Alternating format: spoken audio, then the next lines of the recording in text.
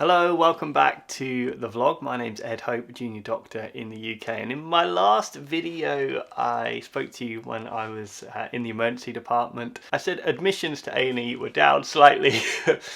Me and my big mouth, it has been a very busy last couple of weeks. I said this in the last video, is that doctors' experience in the NHS is a very individual thing, and cases are quite sporadic given the way the virus spreads, and we've certainly seen a huge increase in cases, general admissions, but also number of COVID cases in my area in Essex. And this puts a huge strain on not just one hospital but all the hospitals in the area, because once one is really feeling the strain, ambulances end up diverting to other hospitals and you just get a flood of patients come in, which is what happened last week on my shift, where pretty much every single day for a few hours we'd take ambulances from the wider area, and it's so demoralizing for the staff and not a good patient experience, because you used to, a few ambulances coming in every hour and managing that. When you look at the screen 1 minute and there's just 10 ambulances arrive, it's just so difficult to be able to do a good job for those patients. And it's not just the issue that the patients are kind of at the front door, there's very little movement through the hospital. So patients aren't getting discharged on the wards because they need medical attention, and this puts a huge strain on the staff. It's not as enjoyable place to work. You feel like you're working at your absolute limit, and although I feel like everything I did was safe, it's never what I feel like people deserve, the care that I want to be giving to people. It's always kind of the bare minimum, and we end up in a situation where we have to make difficult decisions. So the medical wards are filled with patients, so therefore our elective surgical wards then have to start taking medical patients, and that has an impact on other services.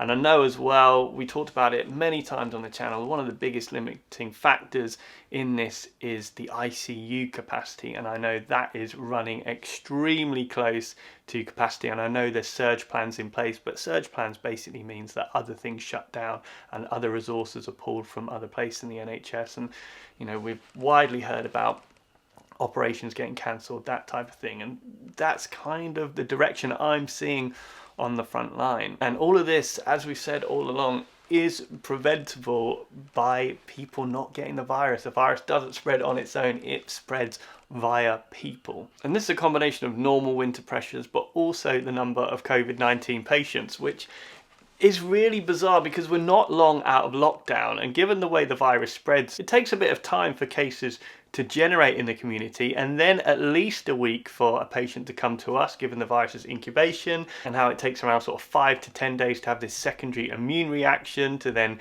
end up in hospital.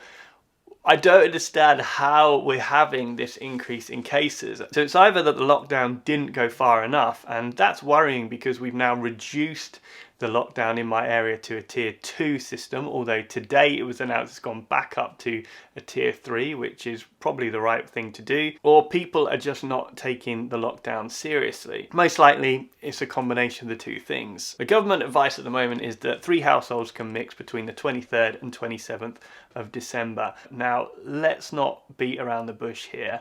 That will lead to more infections and will lead to more deaths. That is the reality, and I know there's been a bit of a U-turn today. So Boris Johnson was saying that a shorter Christmas is a safer Christmas. They need to basically just come out and say it, that the only safe way to meet relatives is to isolate beforehand for 2 weeks and not see anyone else, and that's the only way you can see them.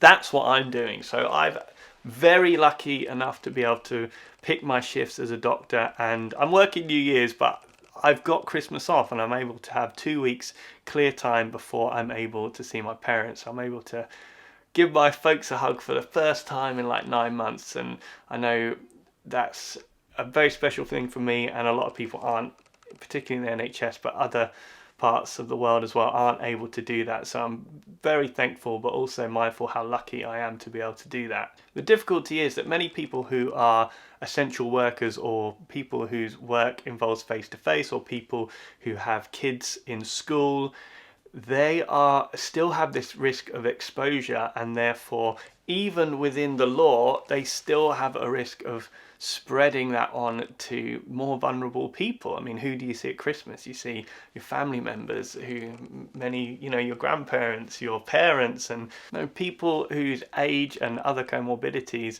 mean they're going to have a tougher time if they get the virus. So in many ways, I welcome Boris Johnson's U-turn on this in terms of, they haven't changed the law, but in terms of the language they're using. I know how people feel as well about wanting a Christmas. It almost reminds me of this Kubler-Ross kind of dealing with grief. We hear something bad, we're going through this pandemic, and we try and bargain with ourselves. We think, well, if we have Christmas, we need to have Christmas, right? That's part of life, and that's definitely true, but can we not hold the celebrations off? We're just on the edge of getting on top of things in terms of a vaccination plan, and that is really our main exit out of this. So why can't we just delay those big celebrations to later on in the year and just see how things go? That is by far the safest thing. And I'm used to having this kind of conversation with people in the emergency department. Like, often people come into hospital and sometimes they don't expect to be kept in, and I have to say them, look, our medical recommendation is you need to stay in, you need urgent medical help. And they come up with a variety of excuses. Say, oh, I've got this work thing tomorrow, or I've got this planned, or these events. You have to realize there is nothing more important than your health. And okay, it's the patient's choice, but that's often built out of fear, not wanting to accept the negative things, thinking that being in hospital is part of the problem. Lockdown is part of the solution to get us out of this problem. And the restrictions that we put in place are there to protect people. It's not a conscious form of control or a way to make you miserable. It's a way to make you happier in the long run. It's a way to keep your family and everyone around you safe. That's the reality. So there you have it. Just a bit of a brain dump of my thoughts at the moment coming into the Christmas period.